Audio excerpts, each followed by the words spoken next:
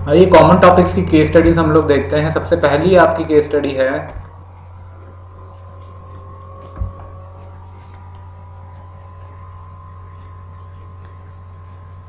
ज्योति enterprises की। हम बाद में देखेंगे 2016 की, जब मैं आपको सारी 10 से 11 जो केस स्टडी थे एक साथ करवाऊंगा।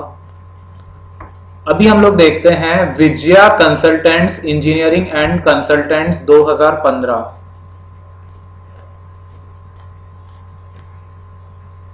Andhra Pradesh high court, Vijaya consultants engineers and consultant 2015। अच्छा, मैं आपको केस करवा रहा हूं, जब मैं आपको बता रहा हूं, तो आप चाहो तो वीडियो को पॉज करके, या आप साथ साथ में लिख सकते हो। अगर साथ साथ तो शायद नहीं लिख पाओगे, बट अगर आप वीडियो पॉज करके थोड़ा सा, जैसे आपको मैं केस बताता हूं, उसका क्रक्स अगर आप लिख लेते हो अपनी कॉपी के अंदर, एक सेपरेट कॉपी अगर आप बना लेते हो और उसके अंदर जो है अपना क्रक्स लिख देते हो, तो जब आप एग्जाम टाइम के अंदर जब कॉपी खोलोगे ना अपनी, उस एक दिन के अंदर आपको इतना टाइम तो मिलेगा नहीं कि आप ये जो बुकलेट है केस लॉ की ये खोलकर बैठेंगे एक एक केस लॉ पढ़ने के लिए। उस दिन तो आपको मान लीजिए आपने आधा घंटा दिया केस लॉस के लिए, तो जितने भी आपके केस हैं 20-25 केस जितने भी हैं, आपको बस एक बार नजर मारनी है जल्दी जल्दी से। अभी आप डिटेल में पढ़ लीजिए, उस टाइम आपको इतना ही टाइम मिलेगा, ज्यादा से ज्यादा आधा घंटा आप लोग केस लॉस के लिए दे पाएंगे। ठीक है ना? 15 से 20 मार्क्स सिक्योर हो रहे हैं अगर आप आधा घंटा देते हैं एग्जाम टाइम में केवल। तो अभी इसको अच्छे से एक बार आप नोट्स में अपने क्रक्स लिख लीजिए, और जहां मैं डायग्राम बना रहा हूं वहां डायग्राम भी बना लीजिए। देखिए, विजया कंसल्टेंट्स वाले केस में क्या हो रहा है, असेसी जो है, the deputy commissioner issued an order to the respondent demanding service tax. एक ऑर्डर इशू किया है रिस्पोंडेंट को कि सर्विस टैक्स पे कर दो हमको। The appeal before the commissioner appeals challenging the order of deputy commissioner ended up in dismissal confirming the order of deputy commissioner. Deputy commissioner का जो ऑर्डर था वो क्वैश हो गया। अपील बिफोर कमिश्नर अपील्स करी, डेप्यूटी कमिश्नर का जो order आया था सर्विस टैक्स मानने के लिए उसको डिसमिस कर दिया। The CESTAT on consideration of the argument of the respondent and perusal of the record found that the respondent was never issued a show cause notice as required under section 73 of the Finance Act 1994। मतलब उसको valid show cause notice जो है वो कभी मिला ही नहीं, और valid show cause notice के बिना डिमांड कैसे बनेगी? ठीक है, एक बार वापस पढ़िए। Deputy commissioner issued an order to the respondent demanding service tax. Order issue किया कि सर्विस टैक्स दे दो, ऑर्डर दिया सीधे। The appeal before the commissioner appeals challenging the order of deputy commissioner ended up in dismissal confirming the order of deputy commissioner। अच्छा, deputy commissioner का order जो है confirm हो गया, मतलब ऑर्डर तो कंफर्म हो गया, डिमांड बन गई है, क्वैश नहीं हुआ, सॉरी, डिमांड बन गई है, ऑर्डर जो है आपका डिसमिसल का कंफर्म हो गया है। ठीक है, कमिश्नर अपील्स ने कर दिया, बट सेस्टेट जो है वो बोल रहा है कि आपने शो कॉज नोटिस तो दिया ही नहीं, डायरेक्ट ऑर्डर कैसे दे रहे हो? शो कॉज नोटिस दोगे पहले तो। The CESTAT on consideration of the argument of the respondent and perusal of the record found that the respondent was never issued a show cause notice as required under section 73 of the finance act 1994। Hence the tribunal set aside the order of the adjudicating authority। को side में रख दिया। Agreed by this order revenue preferred appeal to high court. Tribunal का order side में रख दिया adjudicating authority ने, state ने, कि आपने शो कॉज नोटिस तो दिया ही नहीं। अब क्या अग्रीड रेवेन्यू इसको लेकर जो है हाई कोर्ट में अपील दायर करता है, उसको लगता है कि ये ऑर्डर गलत है। डिपार्टमेंट जो है बोलता है कि सेस्टेट जस्टिफाइड नहीं है, कि उसने जो है सेट असाइड कर दिया है speaking order pass bye competent adjudicating authority, और जिसको कंफर्म किया था एपेलेट अथॉरिटी ने, on the short ground of non issuance of show cause notice. वो बोलता है कि यार शो कॉज नोटिस इश्यू नहीं किया, इस वजह से आप जो है हमारा जो एपिलेट अथॉरिटी का जो ने जो ऑर्डर को कंफर्म कर दिया था उसको आप सेट असाइड नहीं कर सकते। ठीक है, ये बोल रहा है on the short ground of non-issuance of show cause notice as the respondent was suitably put on notice vide a letter। ये बोल रहा है कि शो कॉज नोटिस तो नहीं दिया बट लेटर दिया था देयर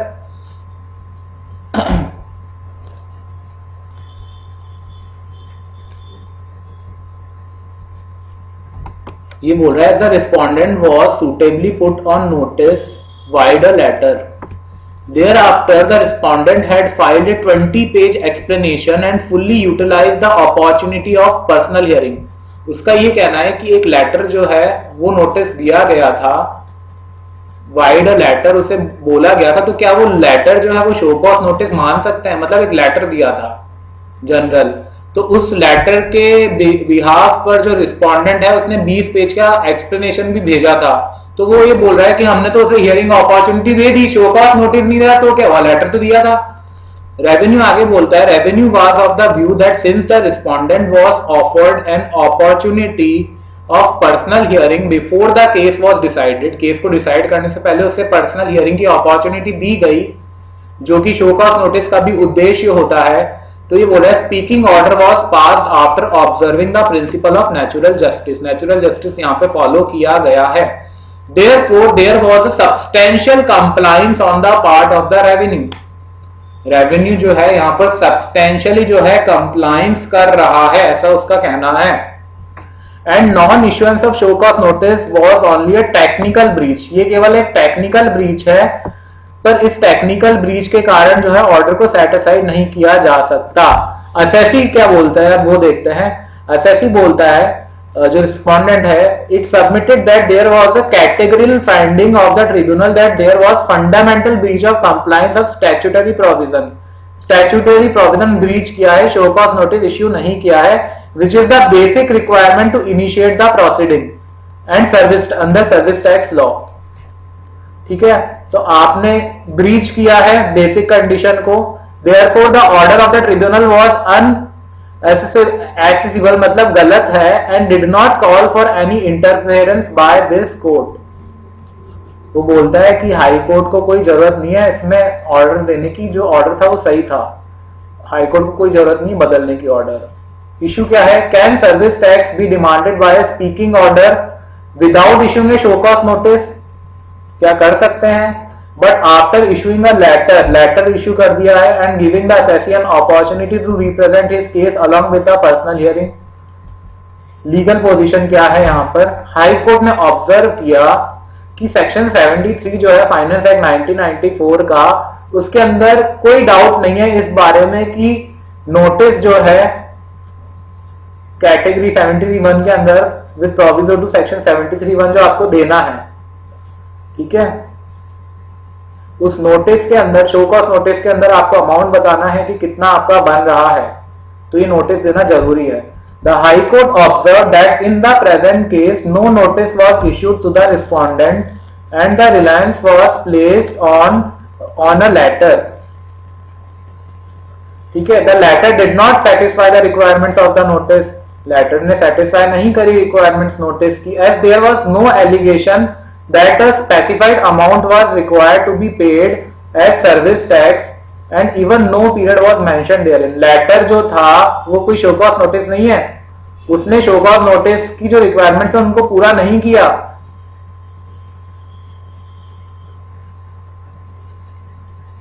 ठीक है, उसमें अमाउंट मेंशन नहीं किया कितना सर्विस टैक्स पे करना है, और पीरियड भी मेंशन नहीं किया कितने टाइम में करना है। तो हाई कोर्ट ने जो है The High Court held that by no stretch of imagination, देखो लाइन कितनी अच्छी है, ऐसी लाइन यूज करोगे ना तो अच्छा इंप्रेशन पड़ेगा आपका। The High Court held that by no stretch of imagination, इस लाइन को आप यूज कर सकते हैं दूसरी जगह भी, the said letter could be treated as a show cause notice satisfying the requirements of section 73 of the act। The High Court further held that the procedural requirement of issue of notice and calling for explanation cannot be dispensed with, as otherwise the demand of the money in the name of tax would be in violation of the very procedure prescribed under the Act। The high court दस dismiss the appeal, assessee की जीत हो गई। यहां पर उसको नहीं, उसको बोला गया कि शो कॉज नोटिस तो देना ही पड़ेगा, लेटर से कुछ काम नहीं चलेगा। ठीक है, अगला केस आइए। अगला केस है आपका संजय इंडस्ट्रियल कॉर्पोरेशन 2015। क्या बोल रहा है इसमें, इशू पे आ जाओ सीधे। In case the revenue authorities themselves have doubts about the dutability of a product can extend it। देखिए इसमें क्या हो रहा है, एक असेसी था, उसका बिजनेस था, उसका बिजनेस ये था कि वो लार्जर शीट्स प्लेट्स को कट कर रहा था स्मॉलर शीट्स में, लार्जर स्टील प्लेट्स को कट कर रहा था किसमें, स्मॉलर शीट प्लेट्स में। ठीक है, इतना काम जो है वो कर रहा था। केस का नाम क्या है,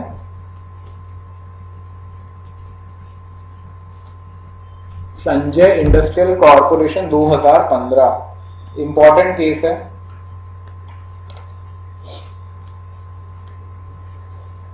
ठीक है, लार्जर स्टील प्लेट्स को कट कर रहा था स्मॉलर स्टील प्लेट्स में।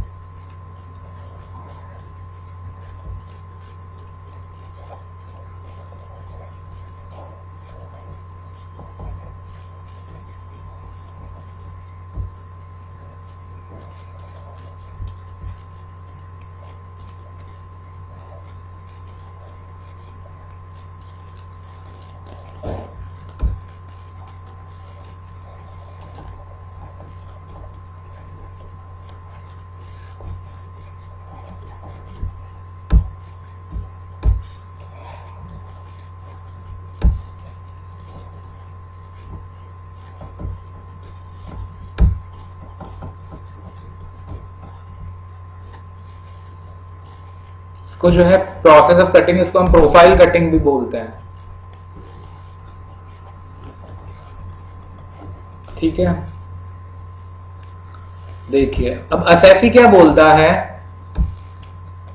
अच्छा पहले तो क्या डिपार्टमेंट क्या बोलता है वो मैं आपको बताता हूं।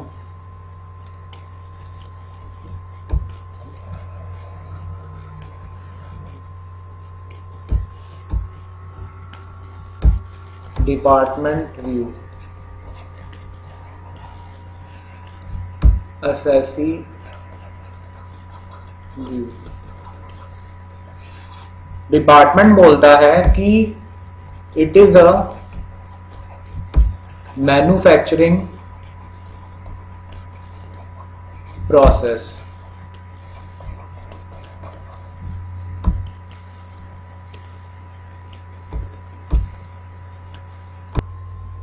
It is a manufacturing process, और उसको जो है शो कॉज नोटिस इश्यू कर देता है, show cause notice issued. Assessee का ये मानना था कि, असेसी का ये मानना था कि it is not a manufacturing activity, it is not a manufacturing activity and hence no excise duty, no excise duty liability। तो वो कुछ एक्साइज ड्यूटी पे नहीं करता। ठीक है,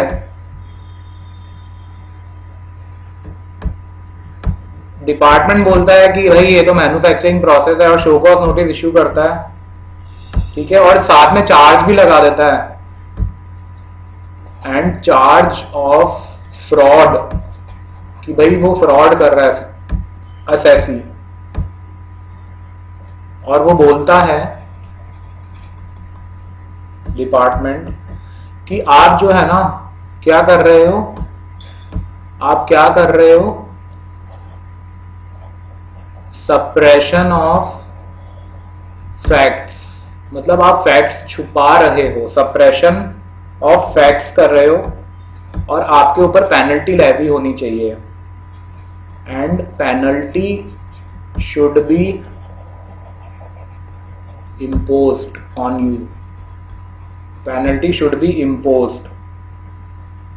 तो आपको अब क्या देना है? आपको excise duty plus interest plus penalty, ये सब कुछ देना है अब आपको, ऐसा बोलता है। एसएससी परेशान, एसएससी बोलता है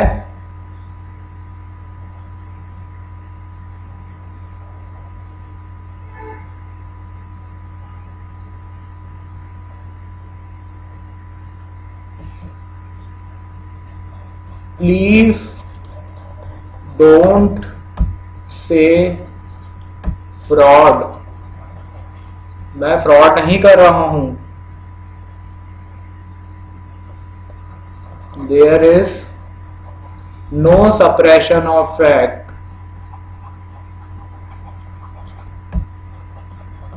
there is no suppression of fact, ऐसा उसका बोलना है एसएससी का। ठीक है,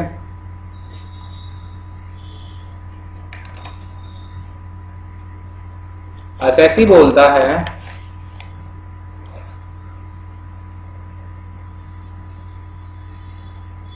देखिए क्या बोल रहा है एसएससी, एक सेकंड केस पे आते हैं।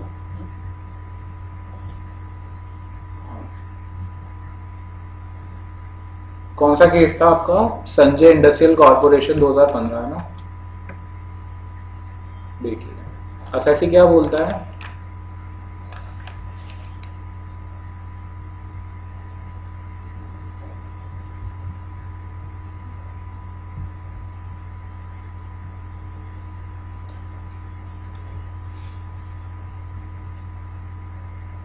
the primary contention of the appellant was that penalty could not be imposed invoking extended period of limitation as there was no suppression or misconception of fact by them. It referred order in original in case of एक Messrs Pioneer profile industries का case हुआ था पुणे का, इसके अंदर जो है same process involve था। वहां पर जो है although the commissioner held that process of profile cutting amounted to manufacture, यहाँ पर इस क्वेश्चन के अंदर, इस केस के अंदर ये तो बोला गया था कि ये मैन्युफैक्चरिंग प्रोसेस है, बट यहाँ पर पेनल्टी नहीं लगाई गई थी क्योंकि इस प्रोसेस को मैन्युफैक्चर माना जाए या नहीं माना जाए इसको लेकर ही पहले डाउट था। मतलब जो डिपार्टमेंट था और जो अथॉरिटीज थी उनके दिमाग में भी पहले डाउट था कि इस प्रोसेस को मैन्युफैक्चर माना जाए या नहीं माना जाए। उस डाउट को क्लियर करते हुए उस पायनियर प्रोफाइल इंडस्ट्रीज के अंदर केस का जजमेंट आया था और उसके अंदर ये बोला गया था कि हाँ ये मैन्युफैक्चर है। तो यार आप जब अथॉरिटीज को ही कंफ्यूजन है कि ये प्रोसेस मैन्युफैक्चरिंग है या नहीं है, तो एसएससी को भी तो ये कंफ्यूजन हो सकता है। उसने ये मानते हुए कि ये मैन्युफैक्चरिंग नहीं है, ड्यूटी पे नहीं करी, तो आप ये कैसे कह सकते हो कि उसने जानबूझ के फ्रॉड किया है? ठीक है,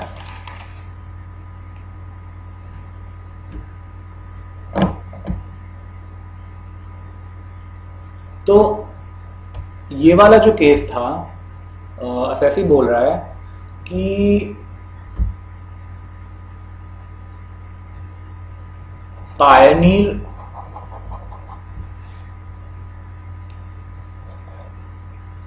प्रोफाइल इंडस्ट्रीज के केस के अंदर जो है सीसीई ने ऑर्डर पास किया, डिमांड ऑर्डर, और इस डिमांड ऑर्डर, अरे सॉरी मैंने इधर लिख दिया डिपार्टमेंट में, इसको इधर लिखना है।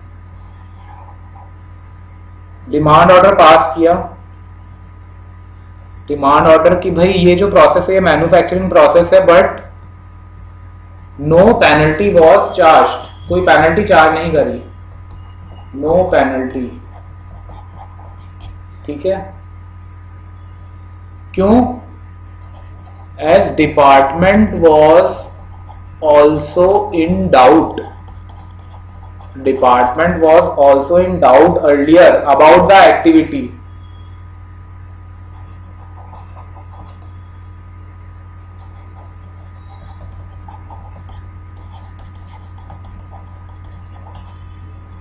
Whether it is manufacturing activity और नॉट, वो खुद डाउट में थे। ठीक है, कंक्लूजन क्या आया इसका? Conclusion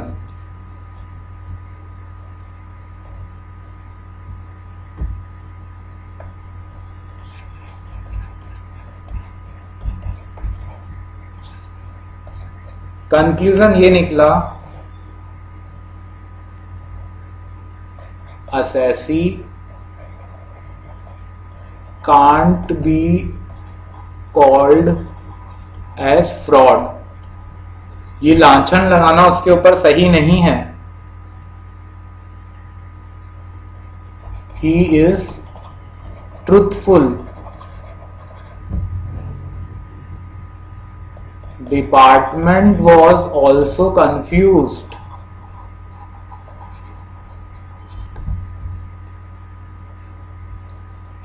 No one can say with certainty that what was right। ठीक है ना?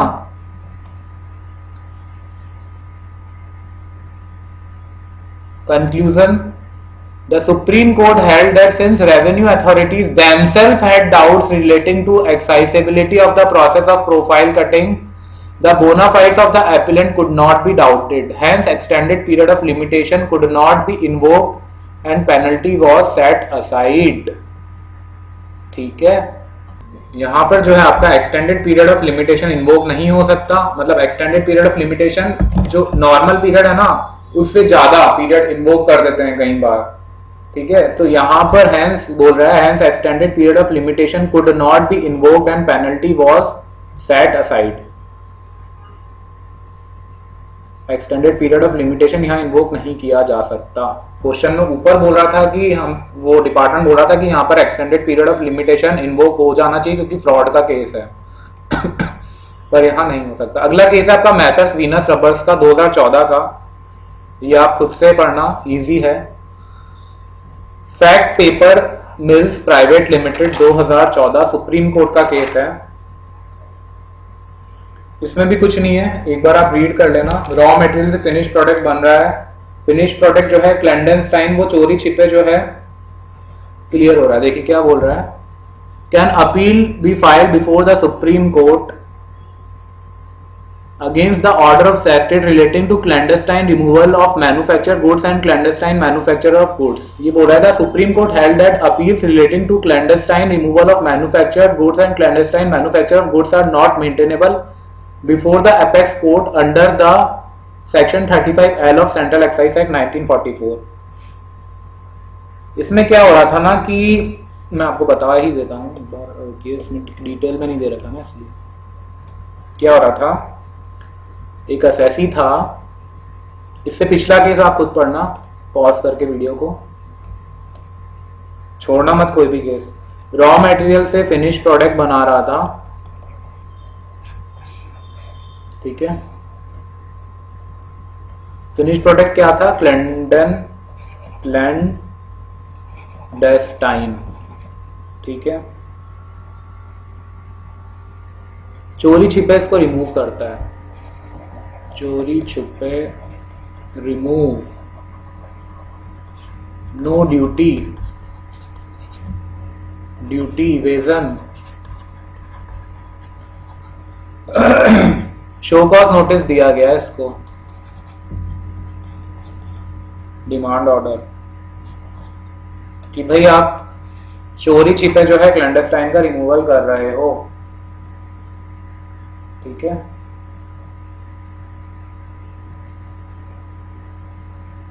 यहां पर हो क्या रहा है, यहां पर हो क्या रहा है, डायरेक्ट जो है सुप्रीम कोर्ट में जाया जा रहा है। डायरेक्ट जो है डायरेक्ट हाई कोर्ट में जाया जा रहा है। तो ये क्या बोल रहे हैं देखिए इसमें, एक सेकंड रुकिए मैं आपको केस दिखाता हूं। यहां पर जो है सेस्टेट का ऑर्डर था, उस सेस्टेट के ऑर्डर के अगेंस्ट डायरेक्ट सुप्रीम कोर्ट में जा रहे हैं। सेस्टेट के ऑर्डर के अगेंस्ट डायरेक्ट सुप्रीम कोर्ट में जा रहे हैं क्लैंडस्टाइन रिमूवल के लिए।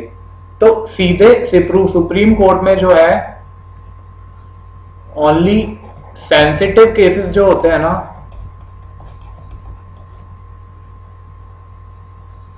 ओनली सेंसिटिव केसेस जो होते हैं they can go to supreme court directly. But यहां पर जो एसएससी उसको हर एक रूट फॉलो करना पड़ेगा कि भाई पहले सीसी अपील्स, फिर सेस्टेट, फिर हाई कोर्ट, फिर सुप्रीम कोर्ट। सेस्टेट के ऑर्डर के अगेंस्ट डायरेक्ट सुप्रीम कोर्ट में नहीं जा सकते, यहां से डायरेक्ट इधर नहीं आ सकते, पहले इधर होके फिर इधर आना पड़ेगा। ठीक है, डायरेक्ट नहीं जा सकते, वाया हाई कोर्ट जाना पड़ेगा। क्लासिफिकेशन, वैल्यूएशन, टैक्सेबिलिटी का इश्यू थोड़ी ना है यहाँ पे जो आप डायरेक्ट सुप्रीम कोर्ट में जाओगे। अगर क्लासिफिकेशन, वैल्यूएशन, टैक्सेबिलिटी का इश्यू होता तो मतलब सुप्रीम कोर्ट में अपन कब जा सकते हैं डायरेक्टली, सुप्रीम कोर्ट में अपन कब जा सकते हैं डायरेक्टली बताइए। यहां पर जो है क्लासिफिकेशन या वैल्यूएशन से रिलेटेड मैटर थोड़ी ना है, यहां तो ड्यूटी चोरी मतलब चोरी का मैटर है, तो फिर यहां पर जो है सुप्रीम कोर्ट के पास क्यों जाएंगे। आपको पता है कि भाई क्लासिफिकेशन या वैल्यूएशन से रिलेटेड मैटर जो होता है सेस्टेट से डायरेक्ट सुप्रीम कोर्ट में जाया जाता है, बट यहां नहीं जा सकते। ठीक है, तो ये बोल रहा है, आप नोट कर लीजिए जो मैंने आपको चीजें लिखवाई है ताकि आपको बाद में आसानी रहे। अगला केस है अपना metal weld electrodes 2014 Madras high court.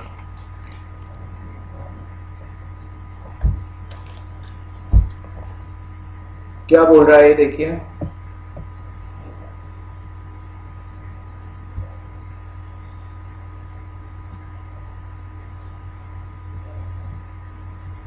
which remedy is available against a pre-deposit order passed by sestate under section 35F of Central Excise Act section 129E of Customs Act जो corresponding section है, is it an appeal to High Court under section 35G of Central Excise Act और section 130 of customs act 1962 और writ petition before high court. तो ये बोल रहा है मतलब ये मिलते जुलते केस हैं। As per section 35G of the relevant act an appeal lies to high court from every order passed in appeal by the appellate tribunal not being an order relating among other things to the determination of any question having relation to the rate of duty और value of goods if the high court is satisfied that the case involve substantial question of law. ठीक है,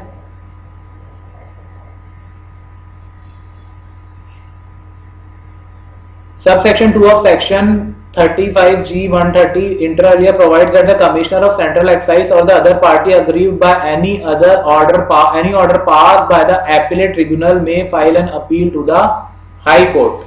High Court को जो है appeal file कर सकते हैं।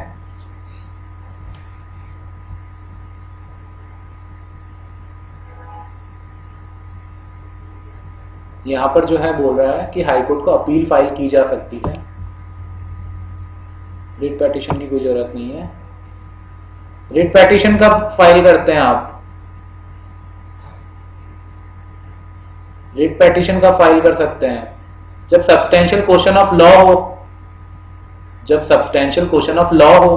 तो यहां पर ये कंक्लूजन के अंदर यही बोल रहा है, finally the high court held that the order passed by the sestet in terms of section 35F of the Central Excise Act 1944 or section 129E of the Customs Act 1962 is appealable in terms of section 35G of Excise Act 1944 और section 130 of Customs Act। ठीक है,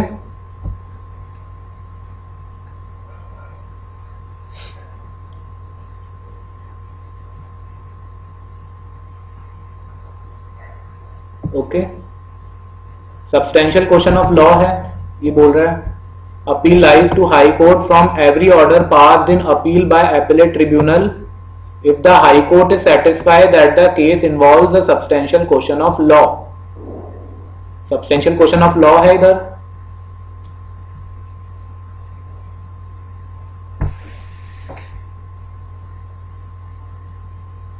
appeal करी जा सकती है, high court को appeal कर सकते हो। रिट पेटिशन फाइल करने, हर किसी केस में आप जाके हाई कोर्ट में रिट पेटिशन फाइल नहीं कर सकते, आपको नॉर्मल प्रोसेस से जाना पड़ता है, हाई कोर्ट में अपील करो। रिट पेटिशन कुछ एक केसेस में ही जो होती है फाइल होती है। ओके,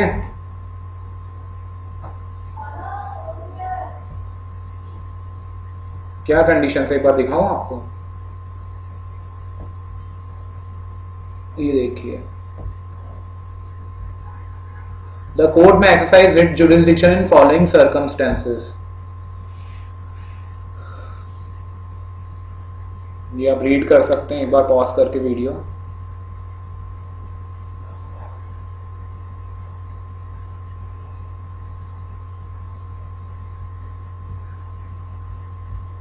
अगला केस है आपका आईएमसी कॉर्पोरेशन लिमिटेड।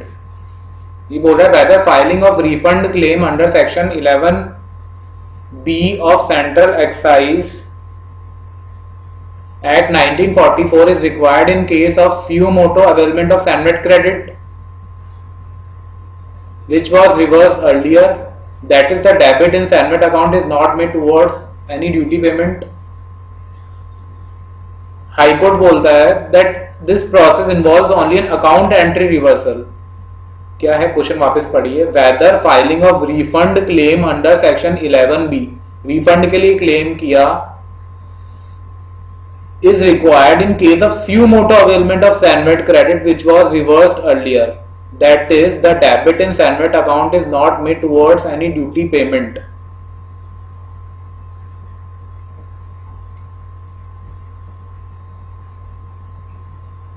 देखिए क्या बोल रहा है ये, इसके अंदर देखो क्या हो रहा है कि पहले आपने गलती कर दी, आपने पहले सैनवेट के अकाउंट में जो है एंट्री कर दी, उसको जो है डेबिट कर दिया, बट आपने उस अमाउंट को यूटिलाइज नहीं किया ड्यूटी पे करने के लिए, आपने यूटिलाइज नहीं किया, आपको गलती का एहसास हुआ, आपने वापस से रिवर्स एंट्री कर दी।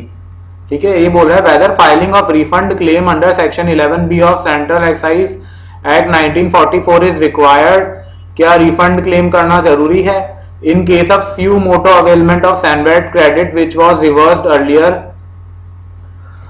the debit in the Sanvet credit is not made towards any duty payment. ठीक है, कोई ड्यूटी पेमेंट नहीं किया। The High Court held that this process involves only an account entry reversal, केवल अकाउंटिंग में आपने entry करी और उसको रिवर्स कर दिया, and factually there is no outflow of fund from the assessee by way of payment of duty.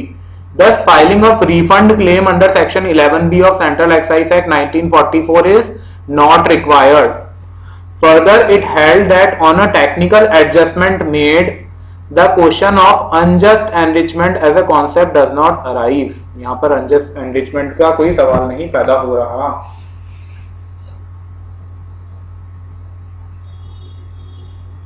तो CENVAT reverse किया बुक्स ऑफ अकाउंट्स में, जो हमने बुक्स ऑफ अकाउंट्स बनाई है उसके अंदर।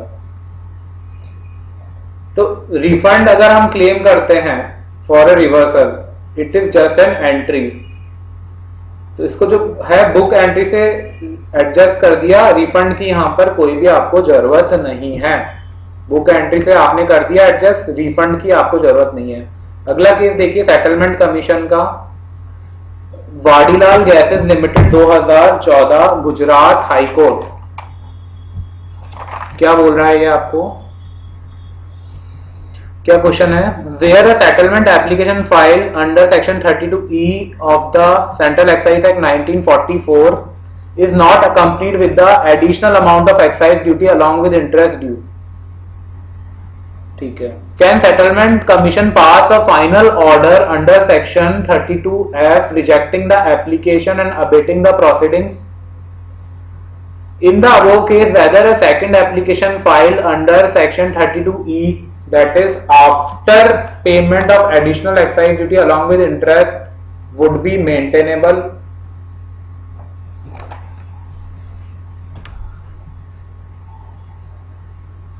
लीगल पोजीशन देखिए, section 32E(1) of the Act clearly lays down that no application under section 32E shall be made unless the applicant has paid the additional amount of excise duty accepted by him.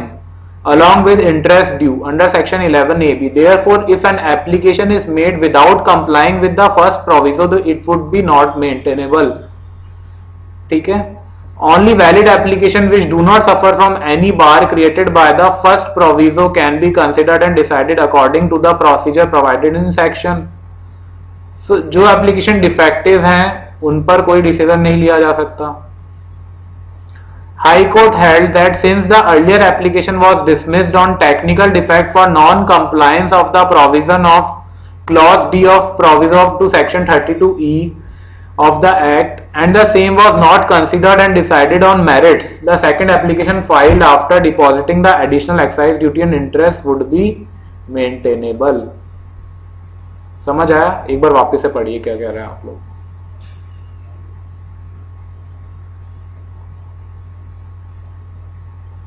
Settlement application थी, वो file करी, उसको आपने accompany नहीं किया with additional amount of excise duty along with is not accompanied with additional amount of excise duty along with interest due, can settlement commission pass a final order rejecting the application and abating the proceeding before it.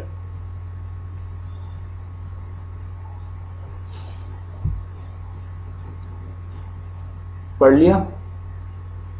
तो जब तक आप पहला proviso comply नहीं करते हो ना, तब तक आप दूसरी एप्लीकेशन नहीं दे सकते. मतलब जब तक आपने एडिशनल ड्यूटी, आपने मान लिया एडिशनल ड्यूटी देनी है, पर आपने additional amount of excise duty, interest वगैरह दिया ही नहीं, तो आप सेकंड एप्लीकेशन कर ही नहीं सकते हो जब तक आप नहीं दोगे.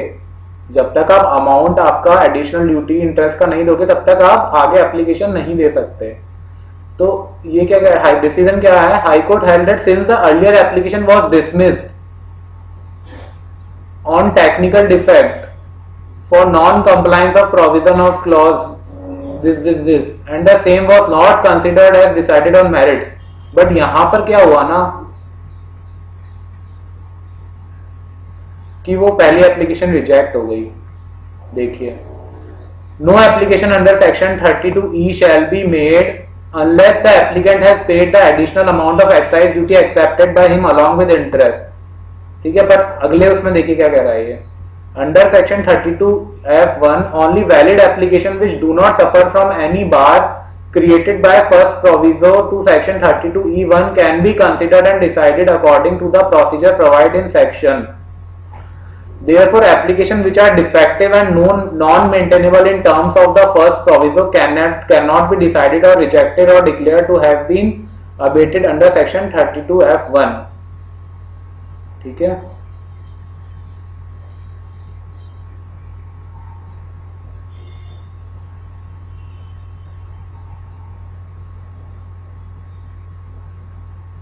यहां पर पहली एप्लीकेशन, यहां पर जो आपकी पहली एप्लीकेशन है वो तो रिजेक्ट हो गई बिकॉज डिफेक्ट था, बट दूसरी एप्लीकेशन आपने एडिशनल ड्यूटी इंटरेस्ट पेमेंट के बाद ही करी है, इसलिए इसको अलाउ कर दिया. High court held that since the earlier application was dismissed on technical defect for non compliance of provisions of clause D of provision to section 32E1 of the act and the same was not considered and decide on merit, second application filed after depositing the additional excise duty and interest would be maintainable.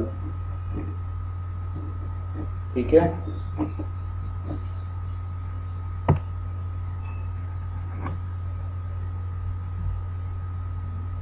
इसको आप इधर भी पढ़ सकते हैं. देखिए, ये tabular form में दे रखा है.